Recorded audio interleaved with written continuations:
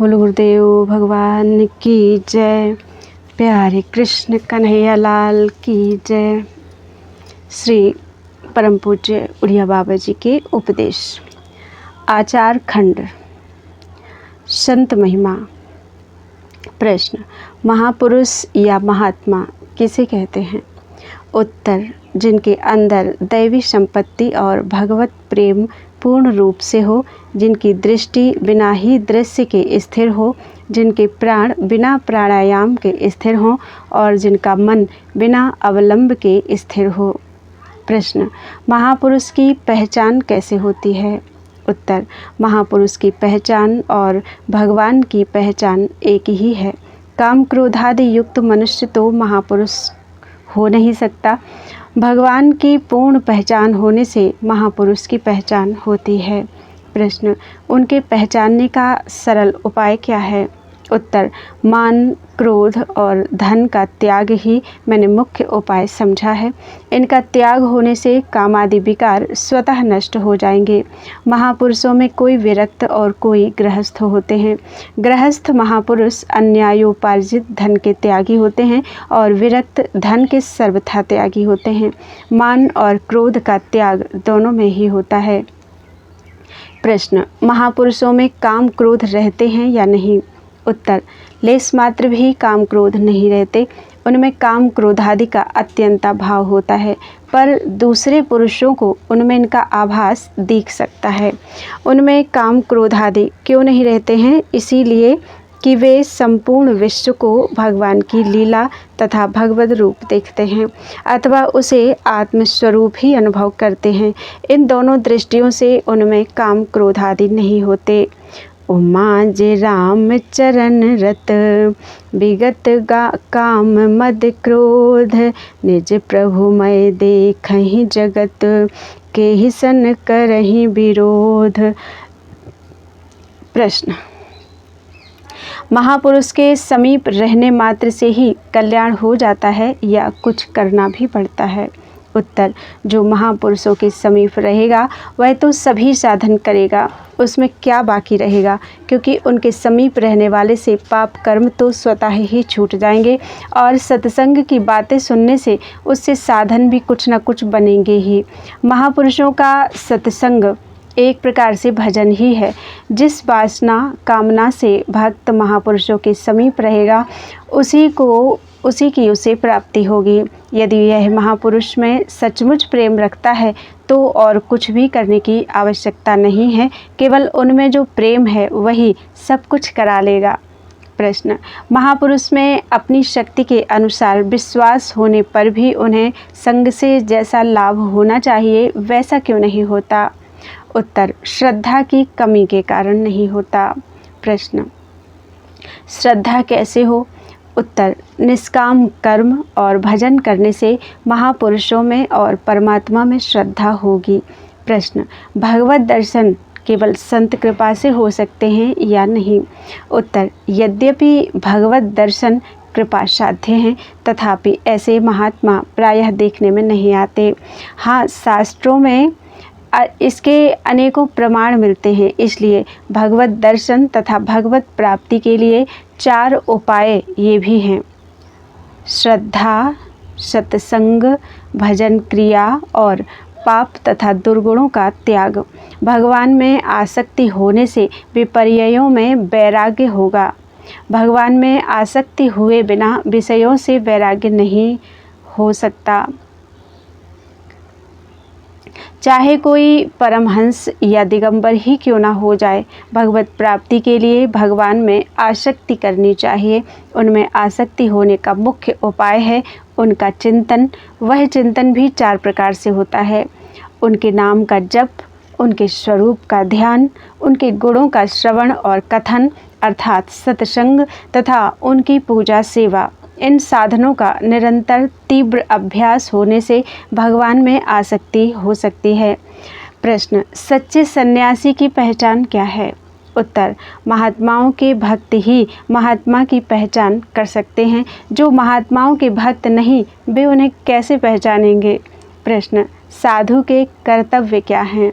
उत्तर, किसी की बुराई भलाई ना करे। दूसरा, भले से भला और बुरे से बुरा ना कहे, अर्थात दोनों से उदासीन रहे। तीसरा, अपनी निंदा स्तुति में हर्ष शोक से रहित रहे। चौथा, किसी प्रकार का असत चिंतन ना करे तथा अपने लक्ष्य पर स्थिर रहे। प्रश्न, महात्मा और दुरात्मा के लक्षणों में क्या अंतर है? उत्तर, जिसके मन में और वाणी में और कर्म में और ही हो, कुछ और ही हो, वह दुरात्मा है। इसके विपरीत जिसके मन में, वाणी में और कर्म में एक ही बात हो, वह महात्मा है। मनस्यन्यद वचस्यन्यद कर्मण्यन्द दुरात्मनां मनस्येकं वचस्येकं कर्मण्येकं महात्मनां। महात्मा के दर्शन करने का क्या फल है? महात्मा के दर्शनों से पाप टल जाते हैं, यह तो साधारण फल है। मुख्य फल तो यही है कि महात्मा के दर्शन करके अंत में दर्शन करने वाला महात्मा ही हो जाता है। प्रश्न, महात्मा के दर्शनों के लिए जाते समय प्रसाद क्यों ले जाना चाहिए तथा महात्मा के हाथ से प्रसाद लेने में क्या लाभ है? उत्तर, प्रसाद या भेंट ले जाने से सेव्य सेवक भाव की पुष्टि होती है। भगवान, देवता, महात्मा और गुरु ये सब एक ही हैं। इनके पास भेंट लेकर जाने से अपना सेवक भाव पुष्ट होता है। अतः महात्मा के पास खाली हाथ कभी नहीं जाना चाहिए। इसी प्रकार जो महात्मा के हाथ से स्वयं प्रसाद ग्रहण करते हैं, उनका अंतःकरण शुद्ध होता है।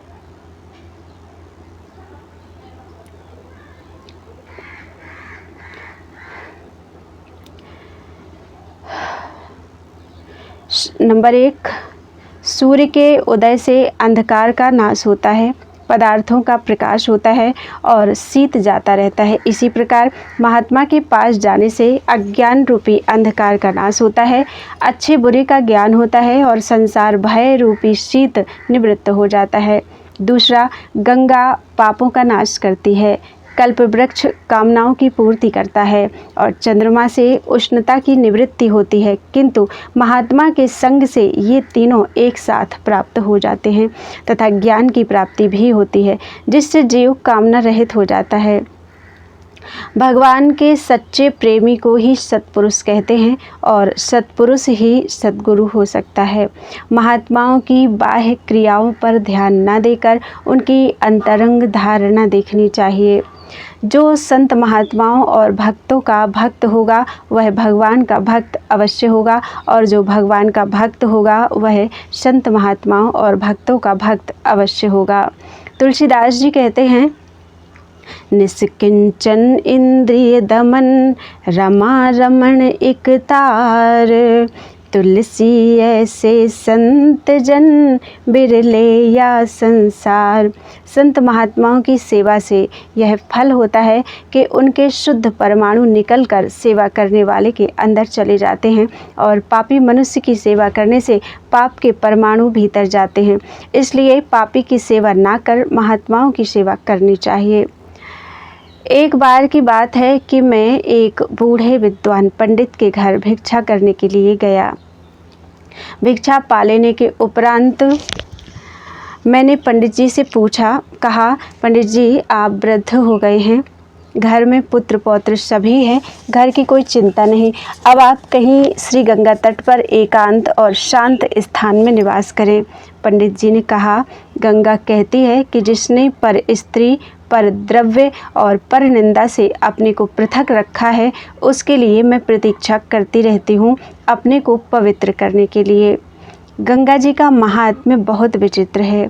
एक बार की बात है, गंगा जी ने भगीरथ से कहा, राजन मैं पुण्य की सदा प्यासी रहती हूँ, कलयुग में पाप की प्रधानता रहेगी, तो बताइए मैं क्या करूँगी।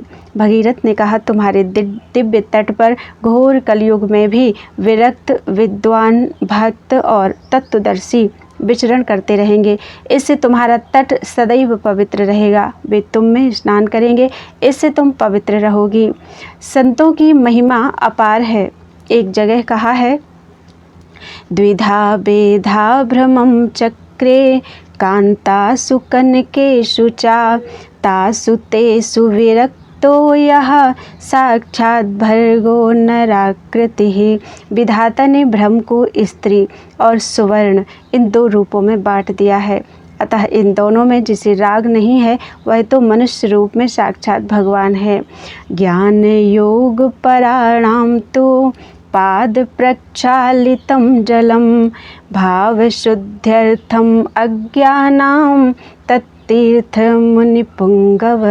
हे मुने, ज्ञान योग परायण पुरुषों के पाद प्रक्षालन का जो जल है वह अज्ञानियों की भाव शुद्धि के लिए तीर्थ है। यद्यत् पश्यति पाणिभ्याम यद्यत् पश्यति चक्षुषा स्थावराण्यपि मुच्यन्ते किम पुनः पामराजनाः। महात्मा जिस जिसको हाथों से छू देते हैं, जिस जिसको आँखों से देख लेते हैं, वे स्थावर वृक्षादि भी बंधन से छूट जाते हैं, तो फिर पामरजनों का क्या कहना, वे तो पाप मुक्त हो ही जाएंगे। साधुओं में 4 बातें नहीं देखनी चाहिए। नंबर 1, साधु गोरा है या काला। नंबर 2, किस जाति का है। तीसरा, कितनी आयु का है। चौथा, कुछ पढ़ा है या नहीं। क्योंकि भगवान की भक्ति में गोरा या काला हो, किसी जाति का हो, छोटा हो या बड़ा, और विद्वान हो या निरक्षर, इनमें से कोई बात नहीं देखी जाती। संसारी मनुष्य साधुओं को पागल समझते हैं, सो क्यों ना समझे, क्योंकि जिस संसार को ये प्राणों से भी प्यारा समझते हैं उसे तो साधु लोग स्वप्न बतलाते हैं। संसारी के लिए स्त्री पुत्र आदि प्राणों से भी बढ़कर हैं और साधुओं ने स्वप्न अथवा माया समझते हैं। अंग्रेजों ने सैकड़ों वर्ष परिश्रम करके रेल निकाली और ये उसे एकदम असत्य बतलाते हैं। फिर भला संसारी लोग उन्हें पागल क्यों न कहें, उनके लिए तो ये वस्तुएं ही सब कुछ हैं। सचमुच साधु और संसारी लोगों में बड़ा अंतर है। जो सच्चे साधु होते हैं उनका यदि कोई अनादर करे तो उसमें भी वे आनंद मानते हैं, वे अनादर करने वालों से लड़ते नहीं। राजा भर्तृहरि ने तो भगवान शंकर से यह वर मांगा था कि मुझे कोई आदर से भिक्षा ना दे। महात्मा भगवान के स्वरूप ही होते हैं, वे यदि खुदा नहीं होते तो खुदा से जुदा भी नहीं होते। भगवान भक्त से प्रेम करते हैं और भक्त भगवान एवं भक्त दोनों से प्रेम करते हैं। भक्त भगवान एवं भक्त दोनों से प्रेम करते हैं, किंतु अभक्त भक्त और अभक्त दोनों की निंदा करते हैं। उनका स्वभाव ही निंदा करने का होता है, मानो निंदा ही उनका व्यापार है। भगवान को तो भक्त ही प्यारे होते हैं, किंतु भक्त तो भक्त अभक्त सभी को प्यार करते हैं। कोई महात्मा के दर्शन करते हैं और किन्हीं के महात्मा दर्शन करते हैं। महात्मा के दर्शन करने से उनसे धीरे धीरे अनुराग होता है और फिर भक्ति की भी प्राप्ति हो जाती है, किंतु जिनके महात्मा दर्शन करते हैं उन्हें फिर कुछ भी कर्तव्य नहीं रहता, वे संत कृपा से तत्काल कृतकृत्य हो जाते हैं। महात्माओं से 2 चीज़ें प्राप्त होती हैं। यदि सकाम हो तो जिस वस्तु की इच्छा हो वह मिल जाती है, और यदि निष्काम हो तो महात्मा से तद्रूपता प्राप्त होती है, अर्थात स्वयं भी महात्मा हो जाता है। महात्मा और क्रोध ये दोनों एक साथ नहीं रह सकते। महात्मा कभी क्रोध नहीं करते, उनका क्रोध केवल दूसरों को दिखाने के लिए होता है। महात्मा के अंदर राग द्वेष होते ही नहीं, यही महात्मा का लक्षण है। महात्मा उसी का नाम है जिसमें काम क्रोध आदि का सर्वथा अभाव हो। गोस्वामी श्री तुलसीदास जी कहते हैं, कामादिक मद दंभ न जाके तात निरंतर बस में ताके। महात्मा पर क्रोध कभी नहीं करना चाहिए, उसकी उपेक्षा कर देना ही उसके प्रति क्रोध या द्वेष करने के समान है। मुनि वह है जो निंदा स्तुति नहीं करता, अर्थात जिसके गुण दोष पर दृष्टि नहीं होती। निंदा स्तुति तो गुण दोष दृष्टि हुए बिना हो नहीं सकती। गुणों पर दृष्टि होने से स्तुति होती है और दोषों पर दृष्टि होने से निंदा, ये दोनों त्याज्य हैं, अतः इनके त्यागी का नाम ही मुनि है। फर्रुखाबाद में मौज बाबा नाम के एक संत रहते थे। लोग उन्हें पागल समझकर उनसे रात दिन काम कराते रहते थे, यहाँ तक कि स्त्रियाँ उनसे खाट बिछवाती और कपड़े धुलवा लेती। एक स्त्री निसंतान थी, वह जान गई कि ये कोई सिद्ध हैं, इनसे मैं संतान उत्पन्न कराऊं। उसने उनसे अपना अभिप्राय प्रकट किया तो वे बोले, बस यहीं तक मौज है, आगे मौज नहीं है। इससे मालूम होता है कि सिद्धों में भी कुछ नियम रहता है। वह नियम यद्यपि हर किसी को मालूम नहीं होता, तथापि वे सिद्ध पुरुष कभी अपने नियम से नहीं हटते। महात्माओं का एक नाम निज जन निष्ठुर है। जो महात्मा के निजी सेवक होते हैं उन पर वे बड़े निष्ठुर रहते हैं, उनके साथ बड़ी कठोरता का बर्ताव करते हैं और सदा ही उन्हें तंग करते हैं। यदि सेवक उस निष्ठुरता को सहन कर लेता है और उसके कारण महात्मा के प्रति उनके अनुराग में किसी प्रकार का अंतर नहीं आता, तो बिना कुछ और साधन किए ही उसका कल्याण हो जाता है। संत महात्माओं के पास रहने से ही यह 9 प्रकार के साधन बन जाते हैं। नंबर 1, संतों के संग रहना। यह सत्संग रूपी पहला साधन है। दूसरा, उन संतों के मुख से भक्त और भगवान की कथाएं सुनकर उनमें रत हो जाना। तीसरा, कथा आदि सुनकर उनका विशेष रस मिलने पर संतों में विशेष प्रेम बढ़ जाने से उनके चरण कमलों की सेवा में लग जाना। चौथा, श्रवण करते करते उत्कंठा बढ़ जाने पर स्वयं भगवान के गुण गाने लगना। गुरुदेव से प्राप्त मंत्र में दृढ़ विश्वास हो जाने से उसके जप में तत्पर हो जाना। सत्संग के प्रभाव से इंद्रियों का दमन होना तथा नाना प्रकार के सांसारिक कर्मों से निवृत्त होकर मन का भगवत भजन में लग जाना। 7वां, राग द्वेष की निवृत्ति होकर समबुद्धि का प्राप्त होना और संपूर्ण संसार में भगवत बुद्धि होना। 8वां, यथा लाभ संतुष्ट रहना और द्वेष तथा तृष्णा का सर्वथा त्याग हो जाना। 9वां, चित्त की सरलता, व्यवहार की निश्चलता, केवल भगवान का भरोसा रखना तथा हृदय का हर्ष, विषाद एवं दीनता से रहित हो जाना। संतों के कुछ प्रधान गुण ये हैं: दुखियों के प्रति करुणा, वेद, शास्त्र, महात्मा, गुरु और परमेश्वर के वचनों में पूर्ण विश्वास, सत और असत का यथार्थ ज्ञान, ब्रह्मलोक पर्यंत संपूर्ण पदार्थों में आसक्ति का अभाव, ममत्व बुद्धि से संग्रह न करना, अंतःकरण में संशय और विक्षेप का अभाव, पापाचरण का त्याग तथा श्रेष्ठ पुरुषों के अनुसार शुभ कर्मों में प्रवृत्त होना, अपराध करने वाले को किसी भी प्रकार से कष्ट देने का भाव न रखना, भारी विपत्ति पड़ने पर भी अपनी स्थिति और अपनी स्थिति पर मान न होना, अपने प्रति द्वेष करने वाले से भी द्वेष न होना, भय का सर्वथा अभाव, अंतःकरण में इच्छा और वासना का अभाव, निरंतर प्रसन्न रहना। महात्माओं के प्रति जो राग होता है वह राग और किसी से नहीं होता। यह तो बड़े सौभाग्य की बात है कि भगवत भक्तों में राग तो अत्यंत दुर्लभ है।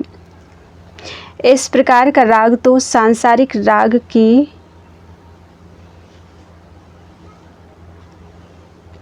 आसक्ति को छोड़ने के लिए सबसे प्रधान साधन है। सत्संग। बोलो वृंदावन बिहारी लाल की जय। सत्संग कल पढ़ते हैं। त्वदीयं वस्तु गोविंद तुभ्यमेव समर्पये, तेन त्वदंघ्रि कमले रतिं मे यच्छ शाश्वतीम्।